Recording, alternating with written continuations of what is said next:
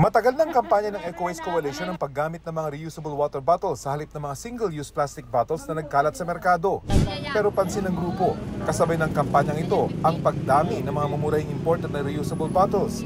Kaya minarapat nilang itest ang kalidad ng mga ito at kung ligtas ba itong gamitin. Kapag talaga siya ay pinturado o yung merong pintura, ay kadalasan meron itong lead.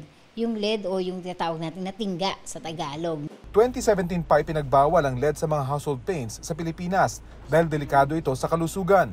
Pero sa 30 imported na tumblers at iba pang reusable bottles na tinest ng EcoWaste Coalition, kalahati sa mga ito bagsak. Karamihan daw sa mga gumagamit ito mga kabataan. Nakakainganyo daw kasi ang kulay at disenyo ng mga ito.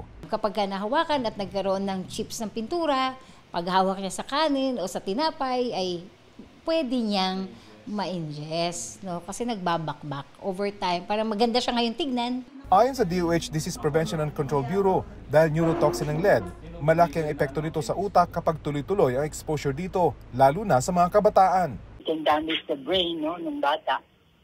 Normally, it will affect yung kanyang mental development, no. Mas mababa yung IQ niya, no. Posible din na magkaroon siya ng speech and hearing loss.